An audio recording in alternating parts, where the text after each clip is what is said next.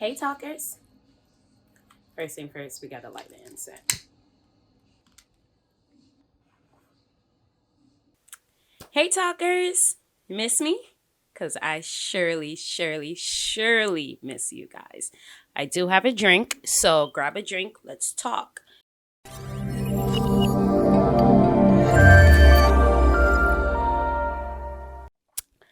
Today, I'm basically going to have a real conversation with you guys. That's what we're gonna do. We're gonna talk for real. On the agenda, we're gonna talk about why I'm revamping my show, why we're revamping the whole brand, and what's about to happen, basically. All right.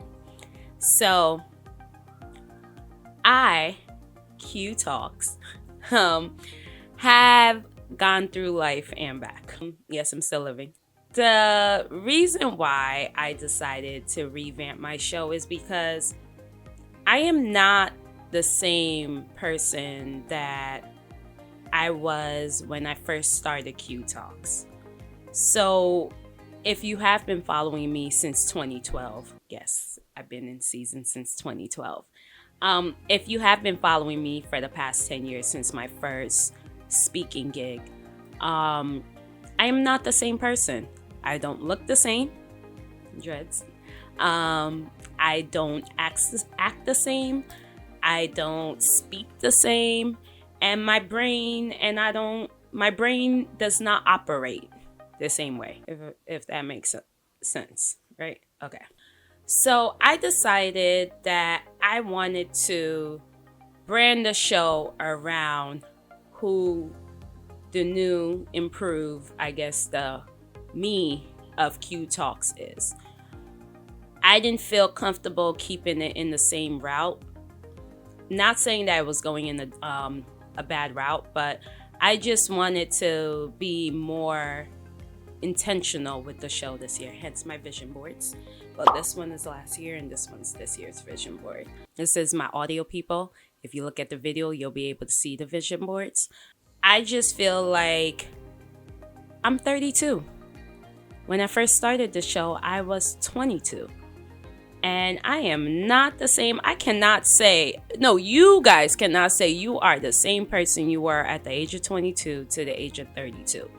So for those who have not been following my journey, Qui Talks first started as a fashion talk show. It was more so I attended fashion events and I talked about what happened on the red carpet. So for those who don't understand how I went from fashion to celebrity to this now, I didn't have any plans on becoming a correspondent, a reporter, or any of that sort. That was not in the books for me. My plans were to be a designer, to be a stylist, to be in the fashion industry. That is what I wanted to go to school for, and that is what I initially went to school for. This life of mine came about my senior year of college, where I was asked to cover a NFL pop-up shop. As many as you guys have heard my story, I was asked to cover an NFL pop-up shop about what football players wear off the carpet. Well, not the carpet, but off the field. I was not having any plans or I didn't have any vision of becoming QTV Qui Talks. I was known as Styles by Q, okay? Qui Talks was a stylist and it was Styles by Q. It's so funny as I sit back and I really have these conversations with friends and family about where I've started and where I am right now.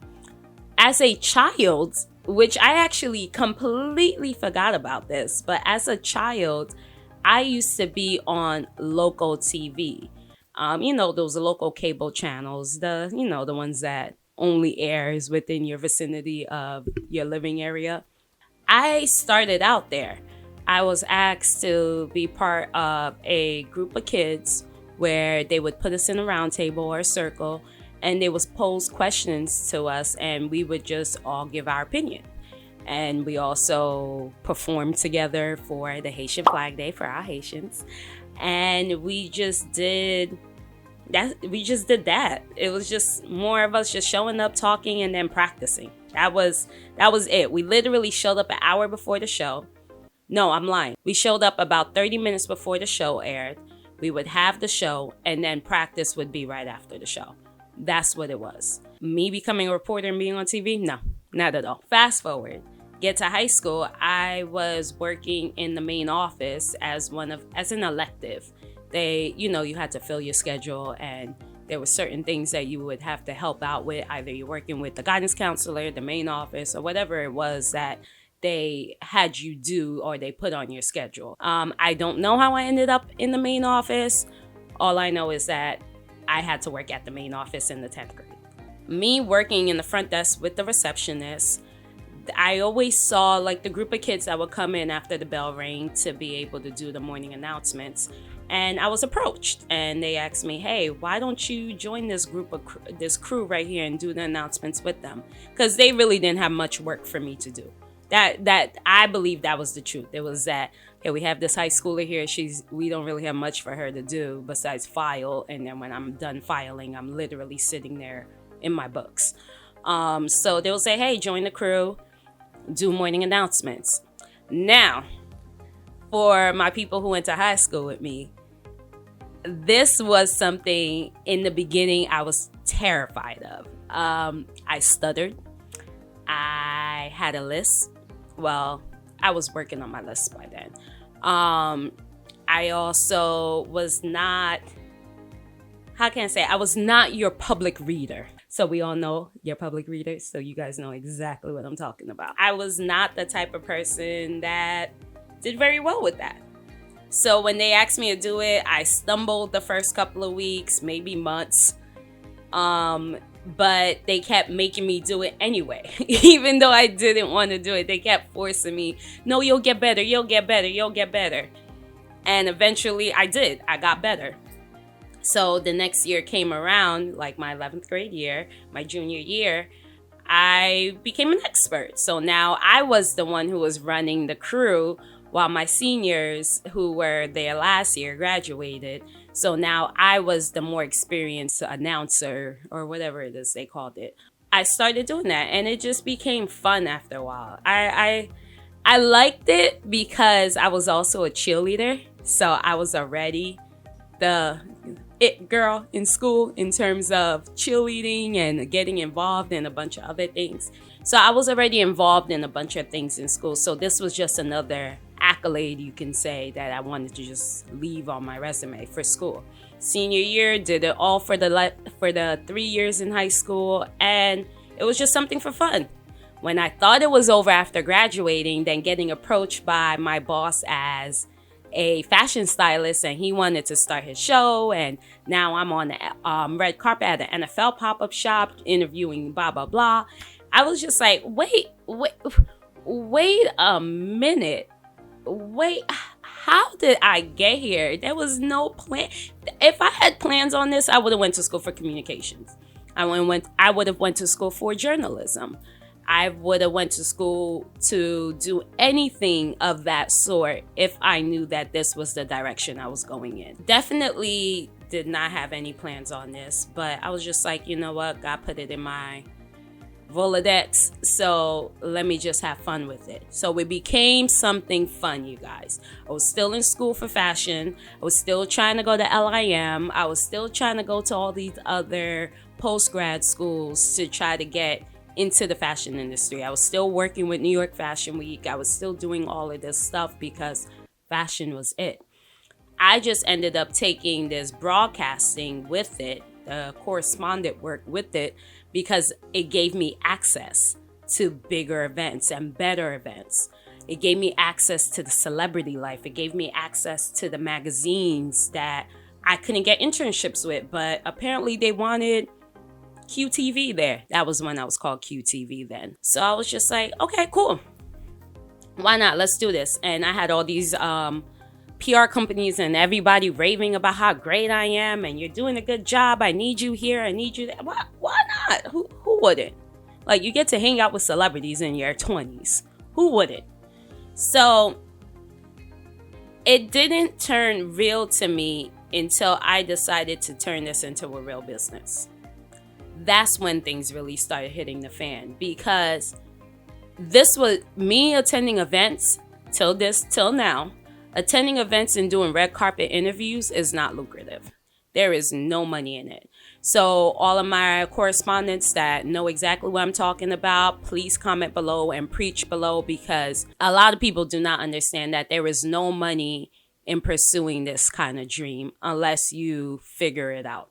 And if you figured it out, let me know. Besides the subscription fees and advertisement and all of that, the video stuff. Going to these events do not pay for anything. You're literally going to give yourself notoriety, but also it's like that one hand washes the other. I invite you to this event, so now you give me this promotion. You get what I mean? With that being said, I decided, okay, you know what? Let's turn this into a business. Let's do the real thing. Let's really turn this into something. Let's create a website. Let's do this. Let's do that. I started becoming a celebrity blogger. I became one of those people that was doing the gossip stuff when gossip was a thing, Nicole Bitchy was a thing. If you are my age, then you know exactly what I'm talking about. Now you don't really see these gossip sites out unless you're looking at Hollywood Unlocked or the Shade Room. So before they were something, the people like Gossip and Nicole Bitchy and all of that stuff, they were the it blogs. So I joined the realm and I was the QTV blog. So people started coming on my site. I was getting over 200,000 views daily to gossip about celebrities. Then I got bored. I started realizing, wait a minute. I'm over here talking about these celebrity lives and my life is not that great, but I want to talk crap about somebody else. That's not me. That's never been me. That's not who I am, and that's not what I want my brand to be. Because that issue became a bigger issue that also took over my brand, I needed to go in a different direction. I needed to revamp myself. I needed to become something and someone brand new. So by the age of 25, 26, we'll say maybe 25, 26, I decided to revamp my brand. I didn't want to be QTV anymore for various reasons. Yeah, another drink on that, right? Just an FYI, you guys, if you've listened so far for this far, I am really giving you like the full insight with my life. I don't really talk much about my life. If you really know me, I'm very, very private. Very private. I don't like to talk about people. That's just it. My life is my life. You guys get to have Q Talks. I get to have Q Josen. Is that okay? It's like, I like to keep these two separate, but I want to be able to talk about this right now because I want to give you guys insight as to why I'm revamping my brand and why I am going in a full different direction. And if you haven't yet, please like, subscribe right there. Because, I'm trying to build my followers and build my viewership and build all of that. So this is just the beginning of a brand new me. Okay, back to my story. Yeah, so I sat down and I was just like, what could I be called? I know I wanted to keep the Q in there because one, not too many females are called Q. You mostly hear that with men. And then also I like the QUI aspect. That was just my thing. I love it. It's my name. Why not? And once you use your name, you don't really have to legalize it, right? So I used my name. I was like, what could I call it? What could I call it? What could I call it? And then somebody said to me, oh, when Q Talks, everyone listens. That's my name, Q Talks. That's exactly what I'm going to call it. Sorry, the incense started falling over. I didn't want it to burn the couch. We good though. Yes, I was like, yeah, of course, Q Talks. Why wouldn't I call it Q Talks?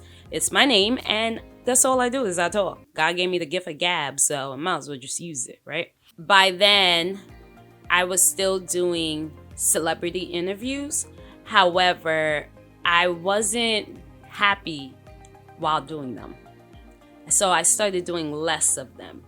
And I was just like, this is not the direction I want to be in. I don't want to be in the celebrity realm. I don't want to be just interviewing celebrities only. I want to interview real people. I want to talk about real stuff. I want to be real. So I packed my bags and went to LA. Talk about that. You want to be real, then you pack your bags and go to LA. How real could you get in LA? My people who've been to LA know not that real. So I did just that. Packed my bags, moved to LA. Literally, the LA story is so funny. Quick, I'll tell you it very quickly. Went to LA for vacation, literally for a weekend, hung out with some friends, went to view an apartment, signed the lease, came back home, told my mom I'm moving to LA in 2 weeks. That is how I moved to LA. There was no real plan for it. I just wanted to do something different, and I'm a risk taker. And I'm the type of person that I'm learning now not to act so much on impulse, but still I like to act on impulse, because if I have that feeling in my gut, something is telling me to do it, I do it.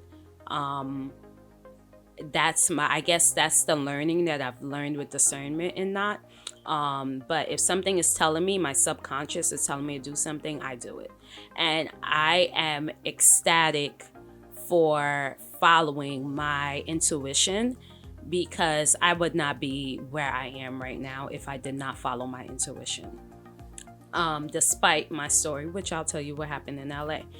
But so I packed my bags, went to LA.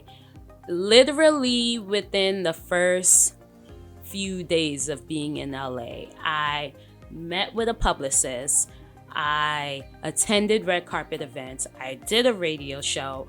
I got a publicist. I was just in there like swimwear. I was at everybody's event. So much for not covering celebrity, right? So I was attending every celebrity event and interviewing celebrities. So I wanted something different, but I ended up going somewhere different to do the same thing. How far would I really have gotten with that? In the midst of doing all of that, I was struggling. Financially struggling. Again, there is no money in this industry when it comes to just interviewing people. I couldn't figure out how to put the pieces together to financially secure myself, because if I had to get a job, that wouldn't tell me missing certain events. Mind you, I am at an event every single day. I'm having cars come pick me up to go to this event. I'm getting calls at like 11:45 p.m. saying, hey, get dressed. I need you at an event. It starts at 1 o'clock in the morning. And I was literally up and out every single day going to an event.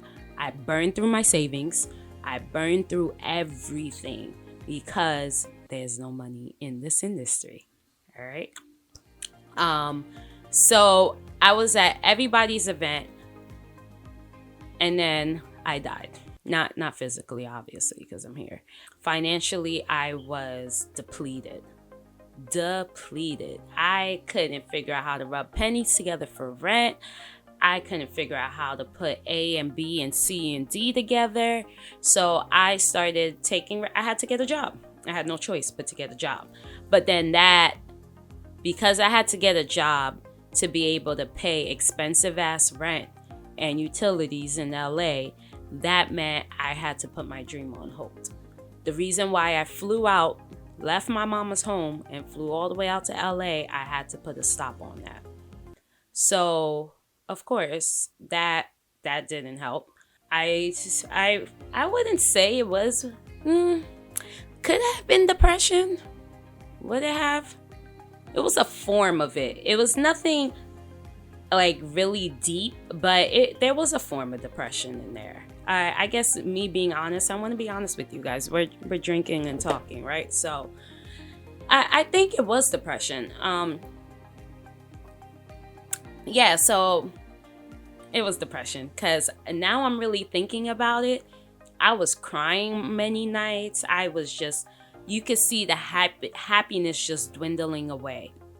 My feeling of purpose started leaving me. My excitement for this industry or just being out there left. Like I wasn't happy. I was not happy.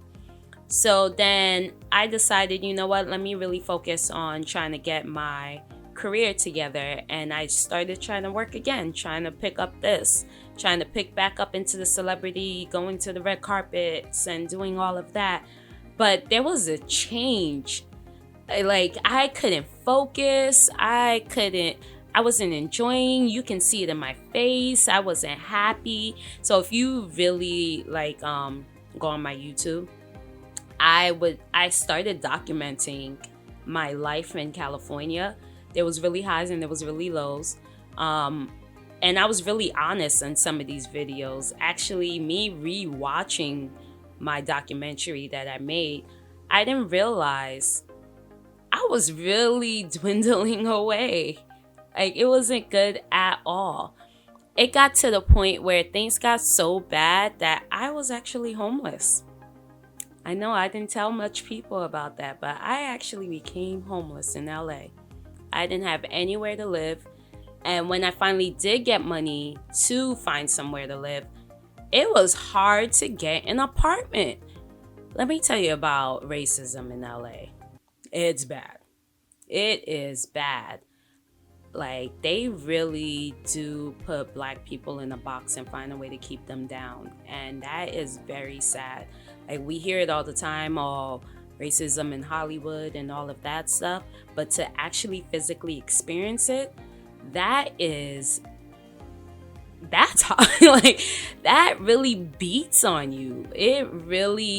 I didn't realize how strong I had to be until I had to be strong, if that makes sense.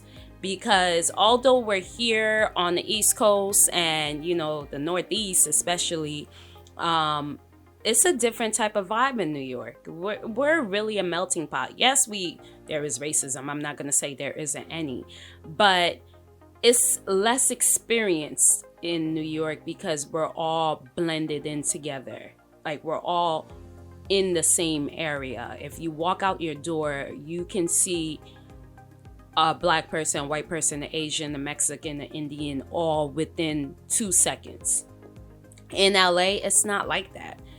Literally, depending on what part of LA you're in, that is the culture you will see. If you're in Inglewood, you're going to see Black. If you're in Culver City, you're going to see white. If you're in little Ethiopia, you're going to mostly see Ethiopians. If you're in Chinatown, it really is a very segregated state, and I understand why they have so many issues that happen, racism, LAPD and all of that stuff. I understand why. Like, it makes more sense now. However, experiencing it is a completely different ball game. So now I had money. I was no longer really pursuing this career of mine that I flew all the way out here for because I couldn't financially afford it. And my time restraints now at this point, because now I'm working 2 jobs just to be able to afford rent and bills and utilities and so on and so forth. So I wasn't able to, and nor did I want to, truth be told. I wasn't happy. I wasn't me. I was revamping me, because by then I actually really started getting into church. Now, here's the thing. I grew up in church. I went to Catholic school. I was in Catholic school for 10 years, and then went to public school, but I was still a Catholic. However, there was a point in time, like right before I left for LA. It's so ironic that my mother and we just kept talking about leaving the Catholic Church, because although we grew up in it, we knew the whole ritual, we knew the Psalms and all of that stuff that you actually learn to memorize. It wasn't fulfilling me, if that makes sense. Like, nothing against the Catholic Church. Loved my Catholics. My dad is still Catholic. I have other religion in my family. It wasn't for me anymore. I needed more. So ironically, I decided, let's do another gig, right? So I was sent to do a gig at the YouTube space in LA. So there's like this YouTube area for my YouTubers that know, but YouTube has an actual location. New York has a location, LA, I'm not sure if they have any other, they possibly do, but the ones that I've been to is mostly LA. They have a space for the creators. Now, this was before YouTube creator thing was such a big thing now. You were still, once you become a YouTuber, the amount of followers you had to have to attend this is not as extensive as it is now. 10,000 followers would get you a credential or get you in with the YouTube space. If it is still the same, great, perfect. If it's not, I'm not sure what it is now because I'm not part of it. Soon I'll be. So subscribe below. Basically, the YouTube space was just this area where YouTube creators go. They have different green rooms, filming rooms, different things for you to interact with. And this is before VRs were so big that now you could get them anywhere. Before that, you couldn't really get them much places. So I was able to experience this VR because they were teaching us about how VR and YouTube are going to interact and all of this stuff. It was a pretty cool event. It was basically just showing all the new things that they were going to do in this YouTube space. And ironic enough, I was online. Mind you guys, I am mentally battling who Qui Talks is. What am I doing out here in LA? Should I go home? What's the point? I need to talk to somebody. I don't know who to talk to. I need help. But I literally had to stuff that, deep down because you can't mix personal and work together. And when I'm Qui Talks, I'm technically a completely different person. Not really, because I'm Qui Talks right now and I believe that I'm the same. But there is a difference, especially in the way I speak. Yes, I talk like this, but I don't talk like this all the time. But yes, I do talk like this. It's not too far off, but it's still far off a little bit. But I don't let my personal interfere with Qui Talks because this is a brand. This is something I've worked on. This is my baby. I've been doing this for a while. Ironic enough, I'm online and I'm waiting to get in and I'm just looking at the time and I'm just looking because I also have to go to work.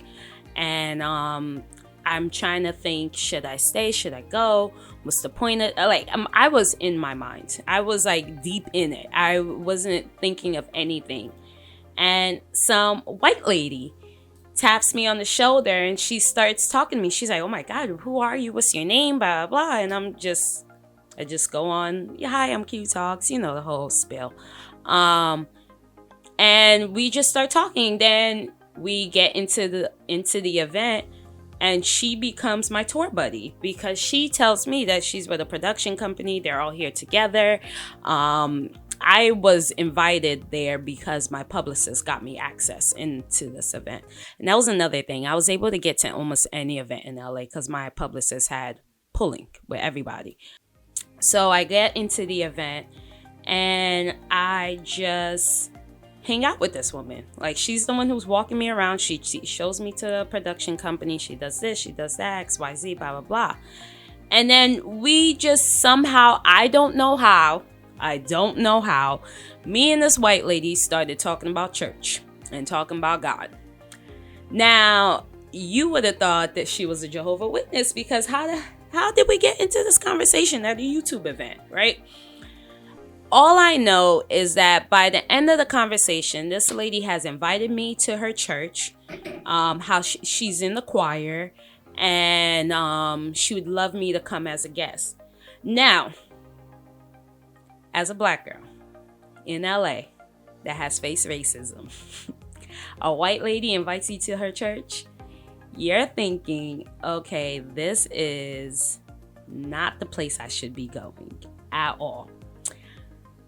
But something inside of me kept saying, you got to go to this event. Like, you should, this event. You have to go to this church. Like, you've been asking God that you need a church to go to. You need something, like, you need. It was random. It was like, okay, a random white woman invites you to her church. If that's not God, who is it, right? The devil, I know. I'm like, okay, cool. Let's go. We're going to go to this church. So I go to this church in Inglewood.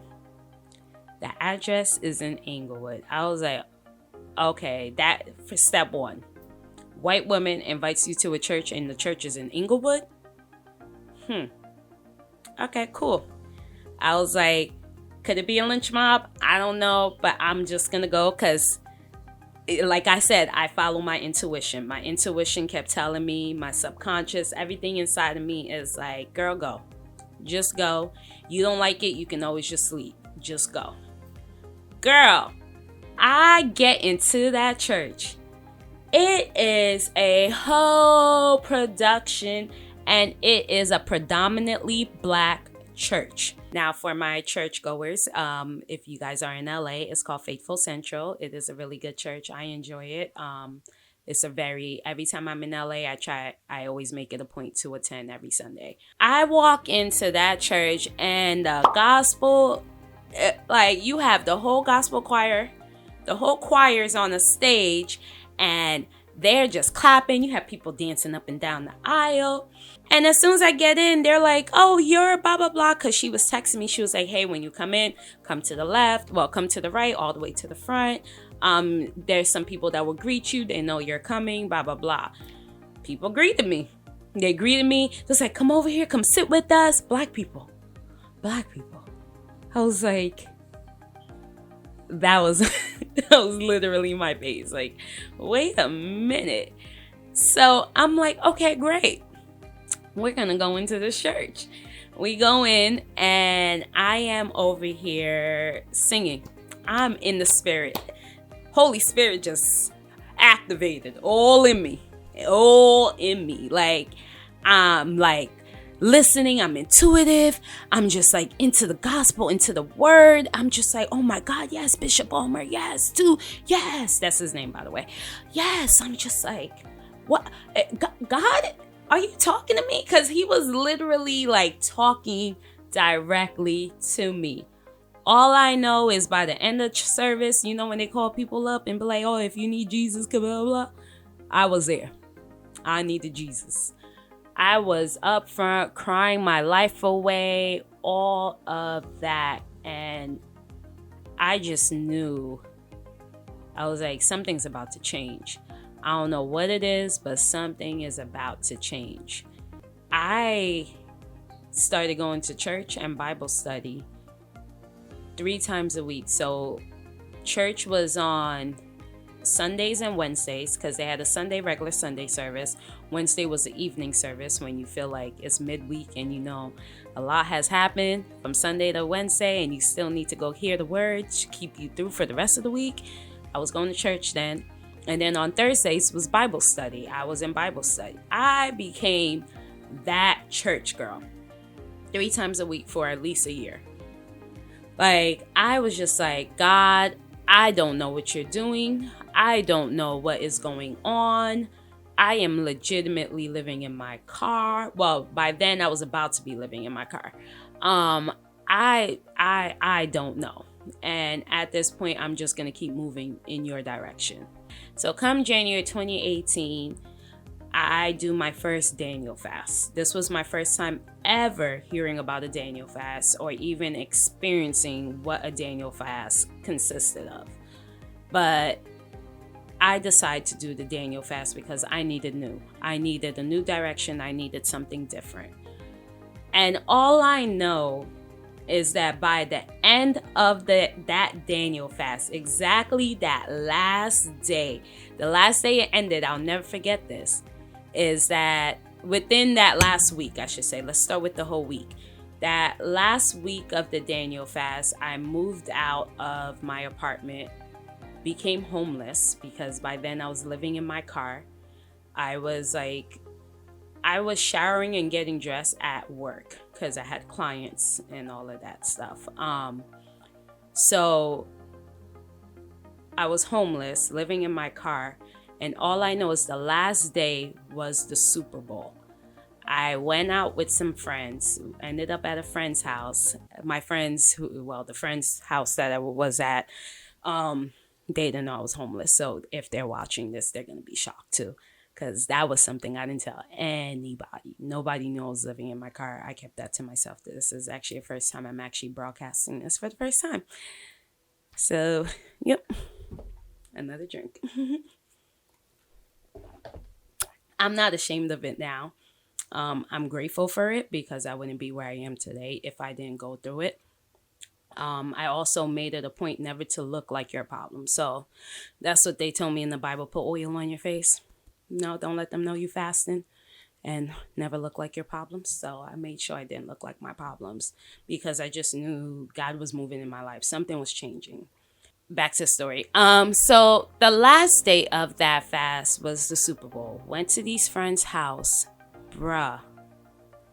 I don't know what came over me. All I know is that we were all sitting at a high top.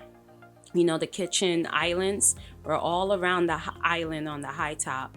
And I just felt like, I'm going to tell you exactly what I felt and what I thought happened before I tell you what really happened. All I know is that I started getting thirsty.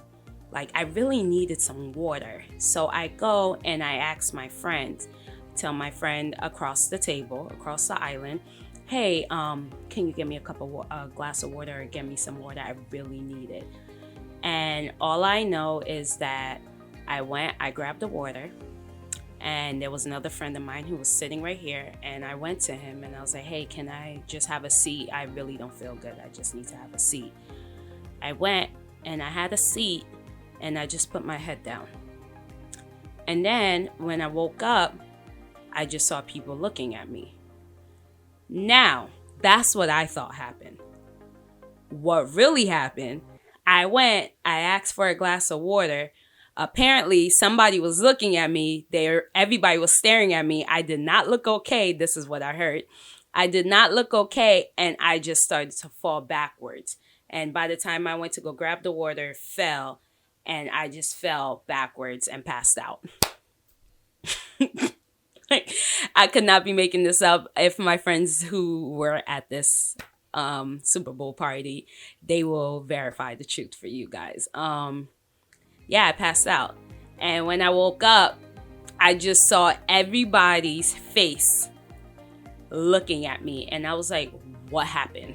They was like, yo, you passed out. You've been out for a good 2 minutes. I was like, what? When? How? What? Like, I've never passed out ever in my life. When I say never, I never passed out in my life. This was the first time ever. I get up and I sit down. I call my mom. I'm crying, but then I'm trying not to cry because I'm across the country and I don't want to frighten her because my mom is a hysterical person. She's a mother. I love her. That's my mom. She cares about us deeply, me and my sister. But I tell her what happened just in case, like, you know, something does happen. Again, she's aware of it. And she's hysterical. She's like, you need to go home. What's going on? Well, she tells me I can't go home because by then my mother didn't even know I was homeless. So I was just like, she was like, you need to go to your friend's house. You have to stay with your friend, blah, blah, blah, so on and so forth. Blase, blase. So that's what ends up happening. I end up going, I stay over one of my friend's house, and I just like, I wake up and I'm just still in awe, still shocked, like dumbfounded about what transpired. Like, I cannot believe I passed out.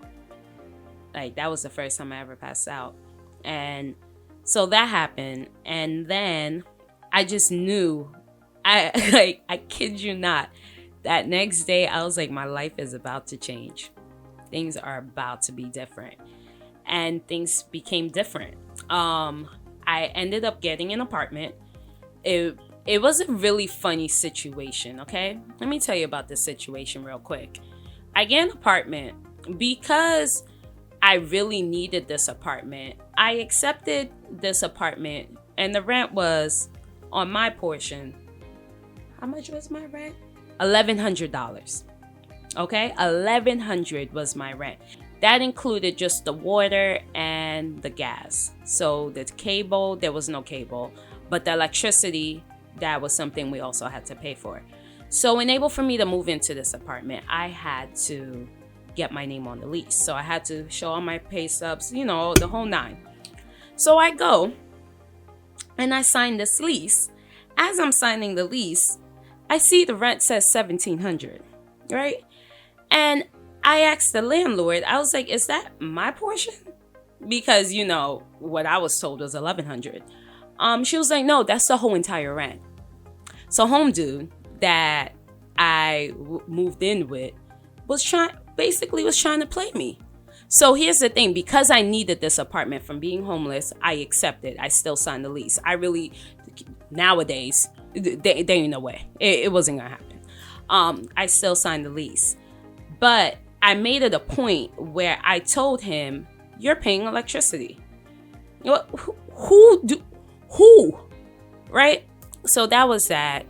Fast forward, when for me to leave this apartment, home dude started telling me that I owe him rent. No, I owe him 2 months of rent additional to the deposit. 2 months of rent that had nothing to do with me. I guess he had back pay for some other rent. But and then he tells me I owe a deposit. That's a whole nother story, bruh. I could sit here all day and tell you about this, but not now. Fast forward. I go and I end up moving in to the apartment, and now I finally have back to having my own bedroom and my own bathroom, because in LA, majority of their apartments are roommate styles. I start to try to get back into the whole Qui Talks thing, but it wasn't it. Like, something wasn't right. Like, I didn't want to be on video anymore. I didn't look the same way I looked. I wasn't this. My smile wasn't this anymore. And I just wanted to talk about my life.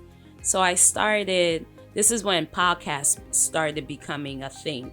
I started recording myself on my recorder, my little recorder, which I'm using right now. So I didn't even have a mic. I'm lying. I did have a mic. I had those handheld mics that you plugged in because, you know, I was on the carpet. So I just plugged in my mic and I just recorded myself. I just started talking about, if you listen to season 1 of my podcast, you'll realize it's just me venting. I literally was just venting. That's it. I was just talking about nonsense. I'm not going to say nonsense. I was speaking about real life stuff that was happening to me, but I just didn't have anyone to talk to. So I created a podcast out of it. And then things just started moving. Like, the podcast ended up on iHeart. I was on Spotify. I was in church 3 times a week. I was like, things were just going so well. Like, it was just like, God, yes. Like, okay, now I'm moving in. Now I'm feeling comfortable with who Qui Talks is becoming. Now I'm not trying to be in every celebrity event or no, it was just, I did things on my own terms and my own time. So that was great. Things were phenomenal. I even was able to come back home. I attended my sister's wedding when I went back to LA. So me coming back home in 2018, 2019, I came home for 2 months. No, I came home for 3 months. Yeah, I came home for 3 months. And I refreshed. I was just like, when I'm home, I have no more rent to pay. I was just like, God, I'm home. My mom did say I lost a lot of weight, to the point where I did kind of look sick. I'm not gonna lie, I was broke. I was poor, but she didn't know that. I wasn't, this mama, you gotta secure her so she's not out here thinking anything bad is happening. Although a lot of bad things are happening, but you cannot tell her that.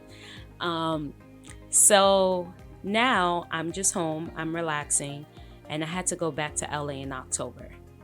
End of September, October. I went back to LA, stayed there for a month, and I had to leave. Things just started going bad again. I was like, oh no, I gotta pack up my stuff and I just gotta go. And I guess God heard my prayer because he was able to get me out. I gave my apartment to somebody else. I was able to transfer the lease. Thank you, Jesus. And I got out. I was gone. And then I came home. And then I decided to get a real job. I decided to put Qui Talks to rest. I was like, this ain't working. Can't make a living out of this. Let's put this to rest and let's get into the marketing that you went to school for. I started doing the marketing, but then I would see like Fashion Week happen. I would see other people with red carpet events in New York City. I'm in New York now. I would see like watching some of my friends attend events and cover them, and I got sad. I got very sad. I was just like, I don't want to do this. And then what made it worse is that although that was happening and I'm in my marketing industry and I'm like, okay, I'm doing something that I like. I do love marketing. Marketing is something I would do. That's what I went to school for. That's what I wanted to do. Well, I really want to do fashion marketing, but okay, I'm in marketing. It's okay. By then I thought the fashion industry was about to die off, but it didn't. Why would fashion die off? Where did that come from? I don't even know why I thought that. Like, why would fashion die off? But anywho, I started working for a company. And let me tell you about the marketing industry, y'all. Marketing industry, unless it's grown now, has about 6% minority in it. 6%. So that means me, as a Black woman, is at the bottom of the barrel already in life. But in that industry, I am at the pit bottom, right? So you have that. And then the people who are at the top of that industry. Common denominator of these guests are, and we'll leave at dot. They're white people. Mm-hmm. Yeah, I love my white people, but it's the white women. And although I have a plethora of white friends, and I love my white people, there are a selected few that really make it hard for us. Really hard. I don't know why. If we all knew, then we would be able to explain racism. I don't know. But I just felt as if I was trying to come up in an industry that kept doing this to me. Like, literally. And I just got tired of it. And it would be like, I express myself, express my ideas, express this, express that. And it's just like, all right, cool. Say less. So I quit. Yep. Yes, I did. I quit. December 2019, I quit. Did I know COVID was going to happen? Absolutely not. Did God know? Absolutely he did. But I quit. And I decided to go into business for myself, right? Best thing I did. So now I have my business that I started. And I started thinking about Qui Talks. Yeah. By then, I believe I was 5 seasons in on a podcast. I started doing some video, then I stopped video, because when I came back home that October from 2018 all the way to 2019, I had nothing to do but to really just do stuff for Qui Talks. So I was just seeing what can happen. I was literally putting out videos, creating podcasts, because as much as I want to quit, something keeps telling me to keep going.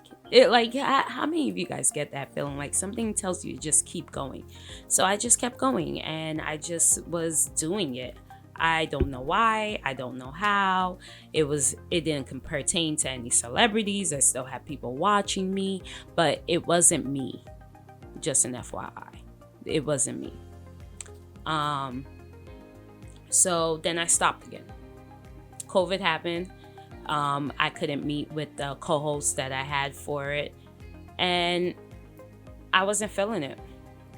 I wasn't. Like, I could have kept going. COVID, I'd probably be a whole different person right now, but I wasn't feeling it. And I'm a firm believer that you got to feel it to keep pushing. Especially, this is not a book kind of career where you open up a book and then tells you how to be you. You got to just be you. There's no book that tells me how to be Q. If there is, let me know, because I'd like to buy it, please. I got interested, way more interested in business. So because I started becoming more interested in business, started doing more marketing, doing a lot more marketing research, I started thinking, oh, I can use this on Qui Talks. Oh, I can use this on Qui Talks. Oh, I can do this with Qui Talks. So while I'm getting clientele for my marketing, yes, my marketing business is growing because I like marketing. It's something I'm good at. It's something I enjoy. And the type of marketing I do is experiential marketing. But during COVID, I was doing digital marketing because, I already had the certificate in it. I grew up with social media and I marketed Qui Talks, QTV. How you think I did the YouTubes and social media and all that stuff? How you think I got where I was? I was a really good marketer. I still am. Still own my business. Still have it operating. Yes. So by the time we got to Atlanta, it was a family trip. Me, my mom, my sister. My sister and I were asked to go to California to help with the COVID vaccines. Well, just with the whole COVID nonsense, period. They were just asking anybody who had business administration skills or anybody to just help. We literally landed in Atlanta. By the second day, we went back to New York, packed our stuff, and ended up back in California. Now, mind you, I haven't been to California in a whole year. It's been a year since I've been there. I was itching to go back. So when I got this opportunity, I was like, hell yeah, I'm going. And they pay for me. I ain't got to stress about bills. Hell yeah. Who wouldn't? I got back there and I didn't do Qui Talks. I just wanted to be there. I just wanted to feel it, to just be there. And then I was asked to come back home. I was only supposed to be there for 3 months, and now I was asked to come back home. And I was mad at myself because I couldn't believe that I was actually in California. I didn't have to really work. Well, I did have to work, but there were controllable hours, and the really controllable hours. I had like 4-day, 5-day weekends. I had a car. I had a place to live. I didn't have any bills to pay. And you didn't do Qui Talks? Are you stupid? So, of course, I go back to California. Of course, why not? So I go back to California, and this time I had a plan. I already revamped the Qui Talks show. I had everything set. I had a whole pitch deck. I had my treatment. I had everything ready. As soon as I land in California, we hit the ground running. That's the correct terminology, right? We hit it running. And I went right into season 6 for Qui Talks. And I could not tell you how happy I was. I was happy for various reasons. I'll tell you about the stress part after. But I was happy because I was doing it the way I wanted to do it. I was doing it with less personal stress. And I had a game plan. I had things mapped out for me to get right into it. And also, my own personal life was getting balanced for various reasons. I was running. I was seeing a therapist regularly. I was journaling. Well, not fully, but semi-journaling. And I was balanced. I was a lot more balanced until I wasn't. Work started getting stressful. I also started getting stressed out with the show because I haven't been on screen in so many years. My mental started acting up again. I stopped working out as much. I wasn't eating properly. I stopped journaling. I stopped meditating. My brain went crazy. So with season 6, thank you, Jesus, it ended up going great because once I was done, I was done. But before that, things were not where it's supposed to be. After I finished season 6, got through the edits, finally came back home, I thought about quitting again. Yes, I thought about quitting Qui Talks again. However, it's so funny, like, God has different plans, and some people call God the universe, whoever you pray to. He has plans. They have plans. She has plans. And it's never your plan. Let's just say that. It's not your plan. So coming back home, I decided to fully focus on me, my mental,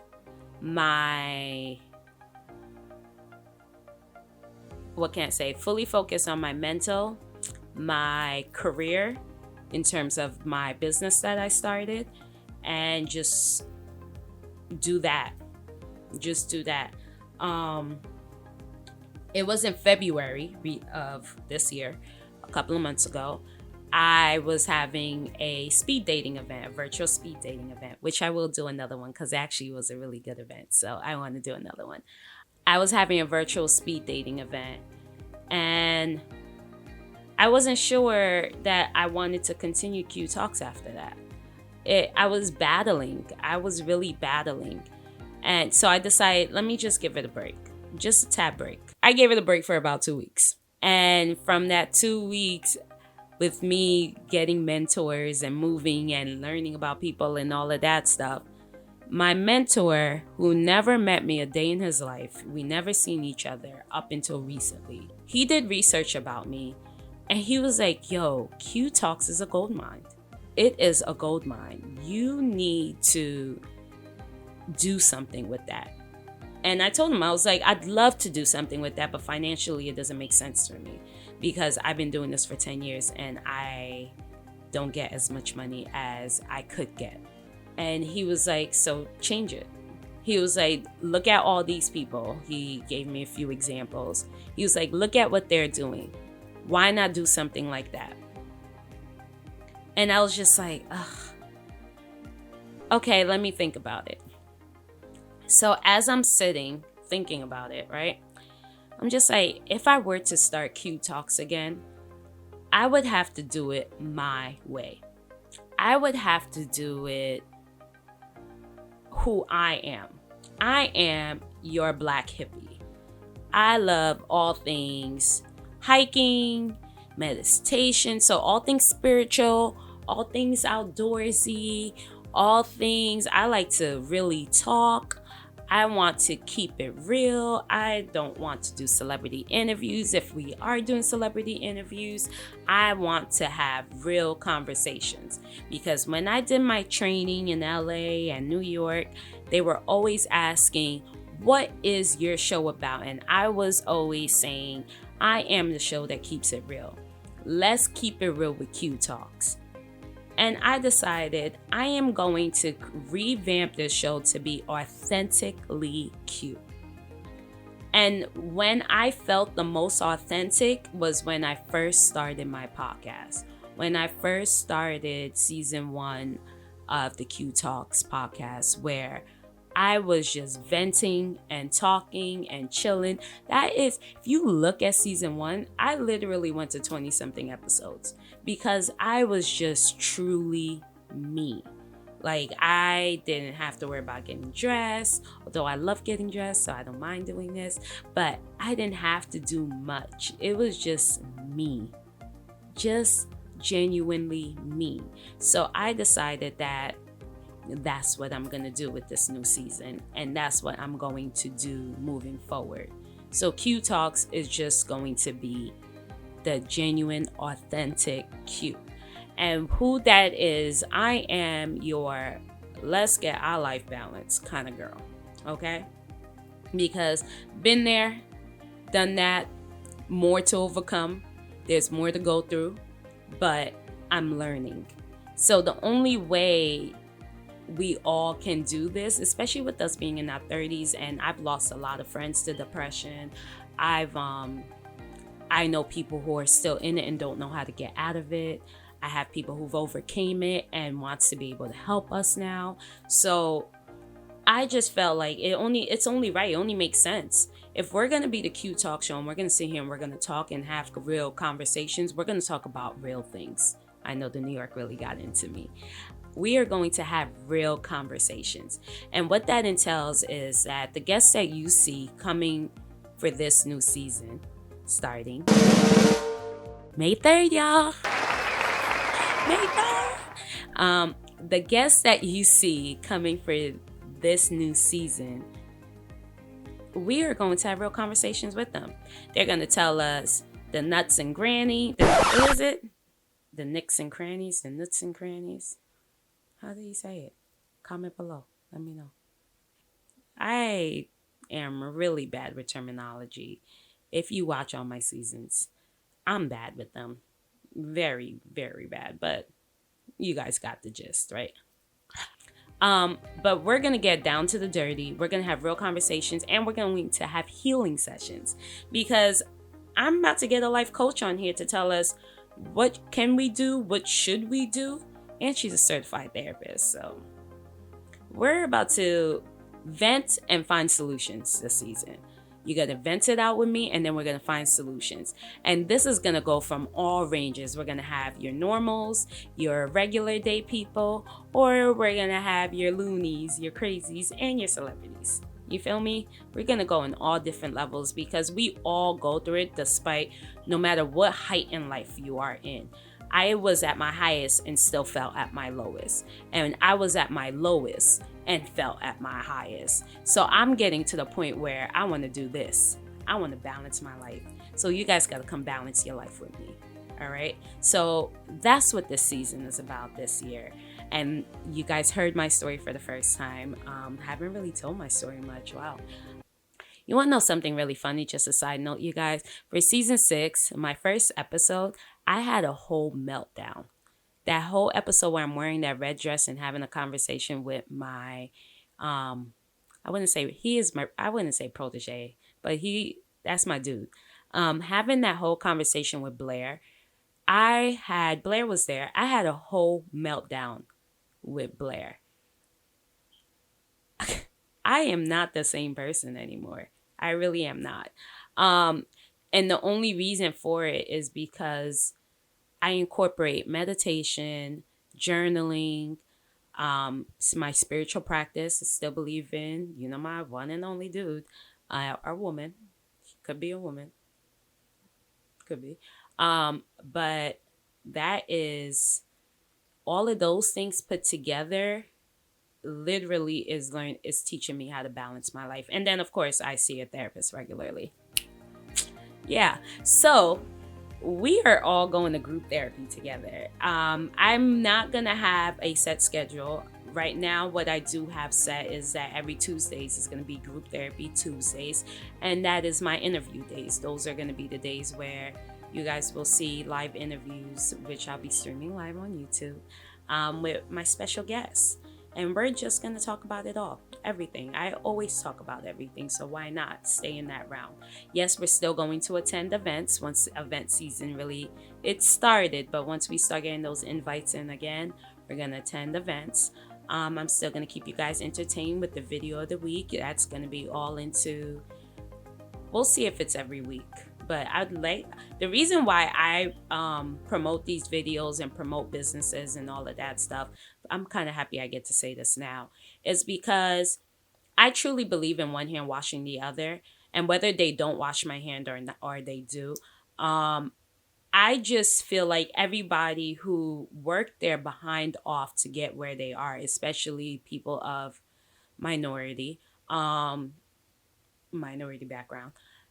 I wish when people promoted me, I'm not going to say I wish, because a lot of people do promote me and I appreciate and I thank you guys for that. It helped me. And if I'm able to give back just a little bit, yeah, absolutely. Yes, I will soon be charging for it, but right now, let's just have fun and see what happens. But as of right now, my thing is that we're all here trying to do the same thing. We're all here trying to get to the same level. And the only way for us to get to it is by helping each other out. And there's a lot of other communities that do that for themselves. But I just feel like our community, we have a really hard time doing that. So my thing is it only starts with one, right? Well, that's not my thing, but they say that it only starts with one. So either I'm the one by myself, but I know plenty of others who have. But if it starts with me, great. If it doesn't, that's fine. But at the same time, it only takes one. So if I can just start promoting my community and helping my community, then I just feel like I add to the elevation of my community. The same way you have other communities who elevate and help within themselves. They keep their secrets together and yet still help each other. They don't have to like each other.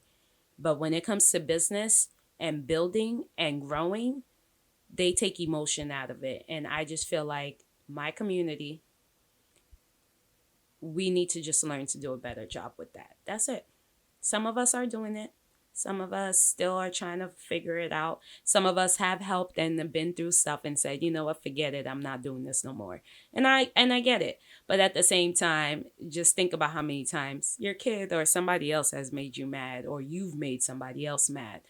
And you never know. Sometimes you feel remorse. You just don't say it because, our pride kicks in. But sometimes we feel remorseful and we wish that person would help us again. So just do it for what you want to do. Do how you feel. Don't worry about what somebody else is going to say or be like, girl, you helping that person? Yeah, because it's the community. Because at the end of the day, one hand washes the other. That's been my saying. I know I didn't create that saying, but I firmly believe in it because I can't wash this hand without this hand. It doesn't work.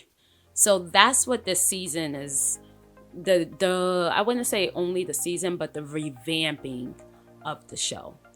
We're here to balance our life, whether it be a community, whether it be yourself, whether it be another person, but we got to get this right to get all of this right. If you believe in chakras, then you know about the root chakra has to be stable first before we can stand tall.